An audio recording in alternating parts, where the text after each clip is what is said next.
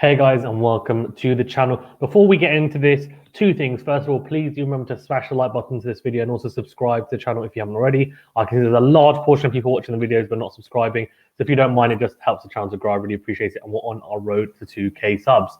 On top of that, please as well, do excuse me. I don't have my normal mic. I'm out and about, but I thought I had to get this video out because, of course, there's a huge shock, right? Rafa Nadal, the #1 seed in the Citi Washington Open, his hard court return has not gone to plan at all. So, yeah, absolutely, as a Rafa fan, devastating. But just as a tennis fan, it's just a huge shock, really. So we'll go into that. Obviously, had a very almost life and death match with Jack Sock in the first, or his first round, anyways. And in this kind of round of in the round of 16, he had that life or death with Jack Sock. And then in the next round, came up against a very, very inspired Lloyds Harris, who obviously won his first 250 tournament earlier this year and is on the upward trajectory. But you'd still expect Rafa to win. We'll get into that match soon. I just want to quickly go through some of the other results, and then we're going to touch upon Rafa straight away. Do not worry, it's not going to be too long.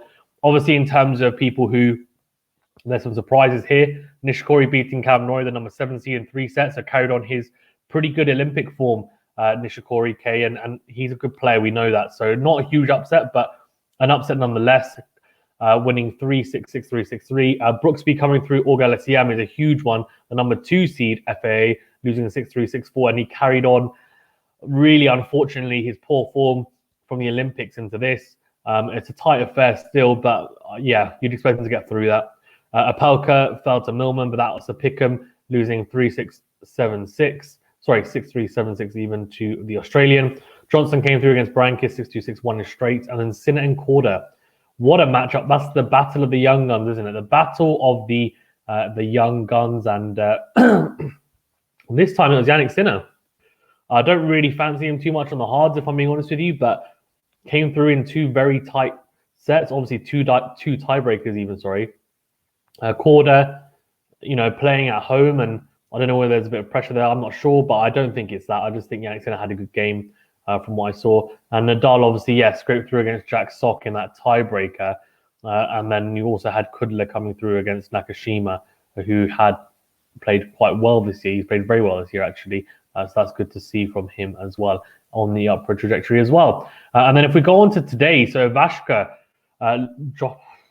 losing to McDonald, which, again, that's a pick'em, but losing 6-4, 6-4. And then Nadal and Lloyds Harris. Now, I was so tempted to do a watch long for this, but here in the UK, ends up starting at like midnight or 1 a.m. It's just so late. I was so tempted, though. I probably should have done it, to be honest with you. Maybe you would have won. No, I'm joking.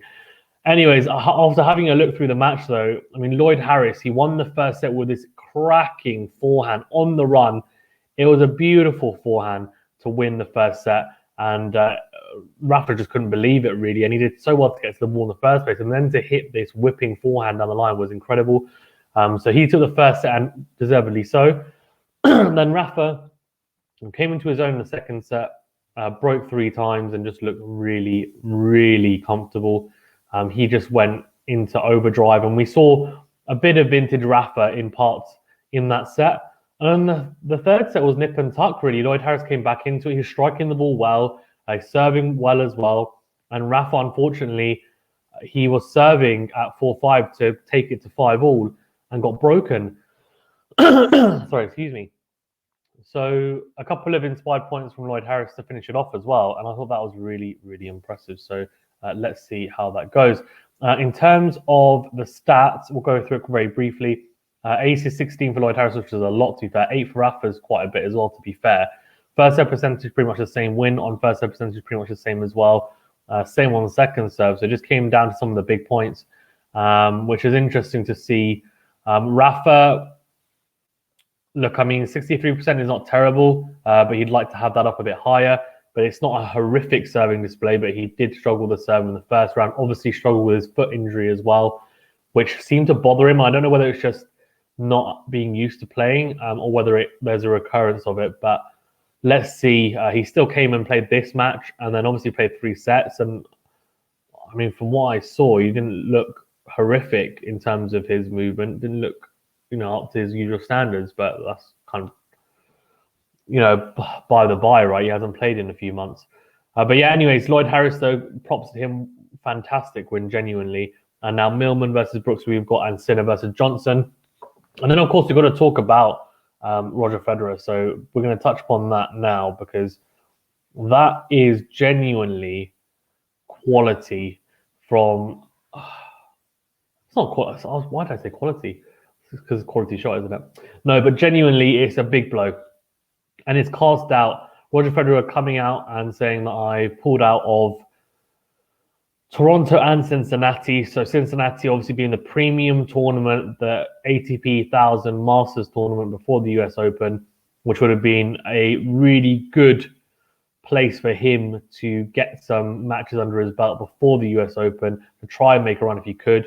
Obviously, we've got Roger Federer, Rafa Nadal, and Novak Djokovic all going into the US Open on 20 slams, one of the most highly anticipated Grand Slams probably in a very long time. If Roger isn't there, it definitely does take a little bit of the shine off it. But in saying that, let's see what happens. But it's a huge blow, to be honest with you. And it looks like it's another recurrence of the knee injury. It hasn't recovered properly. And I don't know. I don't know what's going to happen. And Gil Gross, who I've had on before, on Twitter, made a really good point. And he said, I really hope Roger can end his career on his terms rather than the knee basically just deciding for him. So let's hope that he gets some... Let's just hope he gets some more tennis under his belt. And let's hope that he manages to actually have a couple of matches under his belt where he's playing at a high level. And then whenever he does decide to call it a day, who knows, it could be in 3 years' time. You never know that it's not because of an injury. So let's see. But yeah, Novak obviously and Rafa going into that US Open. And to be honest, yes, Novak fell in the Olympics, but Rafa has not started off the hard court swing well here. Although, to be fair, the clay court swing wasn't great at the start for him. And then he built up momentum even, same with Novak. And then it all came to a head in that French Open semi-final at Roland Garros, where really Djokovic has played incredible tennis. So there's not really much you can do there. I think that's all I want to cover. Obviously, there's been a few really notable performances. Lloyd Harris has looked... I mean, look, after winning that ATP 250 earlier in the year, I think he has just looked a lot better in terms of his confidence. He's obviously now got that self-belief, and the way that he plays is quite exciting to watch, to be honest with you, as well. He's not super aggressive, but he's a clean striker over the tennis ball, and he's got a decent serve as well. He likes to come to the net on occasion and serve volley. So it's nice to see. It really is. And I think it's refreshing, genuinely. So all power to him, and let's see how far he can go in the tournament. Yannick Sinner as well, let's see how far he can go here on the hard courts as well. His serve is still a weakness. I wonder whether he'll ever be able to power it up in the next few years. We'll see. Anyways, let me know what you think as well about Roger Federer pulling out. Do you think he's going to be a doubt for the US Open? I think he's definitely a doubt, but do you think he will make it or not? And for Rafa, I mean, what does this mean for his US Open, I guess, chances? I mean, do you read too much into it, or is it, look, his foot injuries bothering him a little bit? He just needs a bit of a rest. He'll be better at Cincinnati, which I think he's playing, if I'm not mistaken. I don't know. Let's see. As a Rafa fan, I just want him to be competitive really at the US Open. Novak's definitely the favourite. I think if he runs into Novak, he loses. If he runs into Medvedev, it's 50-50. If he runs into Zverev, it's probably a 50-50 as well. I don't think he necessarily has the better chances against those three, if I'm being honest with you. Okay, thank you very much, guys. I really do appreciate it. Please remember to smash the like button and subscribe to the channel if you haven't already. I really do appreciate the support. It's fantastic. Of course, we will be doing really comprehensive coverage of the US Open. We'll also be doing a preview with a special guest who is in the works, and hopefully it'll get confirmed, but I don't want to say anything and it doesn't happen. But yeah, I really do appreciate everyone for the continued support. It's been amazing. We're on our road to 2K subs, so any support towards that is greatly appreciated. And I'll see you on the next video. Most likely it'll be a video like this, where it'll be an update at some point in the tournament, probably after the Citi Open, and maybe looking at a couple of the breaking news stories, if any do come out. Obviously, actually, to finish off, it's probably worth noting the Djokovic and Simone Biles debacle really is a bit of a joke. Look, as I said, I'm a Nadal fan, but I try to be as fair as possible, and I try not to be completely biased. And I don't hate Federer or Djokovic. I actually as players, they are incredible. As people, I don't really know them personally, but they seem okay as well. Same with Rafa, I don't know him personally. He seems okay, but as a player, I think he's my favorite. That's why. But the way the media handled it was pretty horrendous, and I think I know other tennis YouTubers have said it, and it's a joke, to be honest with you. They completely took his words out of context and tried to create their own agenda. It's not really on. So look, at times, like for example, he smashed the racket in the Olympics, and I thought he got away with that. That was a bit cheeky from him, and that was quite bad. He threw it at the net, and it smashed. And I was like, okay, look, that's not great. So fine, you can talk about that, but don't talk about stuff that is basically fabricated. So look, he didn't say anything about Simone Biles directly, and I don't think he meant it at all in relation to her either. Obviously, mental health is a really, really, really serious thing. So it's not to be trifled with, and people need to be careful about what they write and not just go chasing for a story. But that's all from me. Thank you very much, guys, and I'll see you on the next video.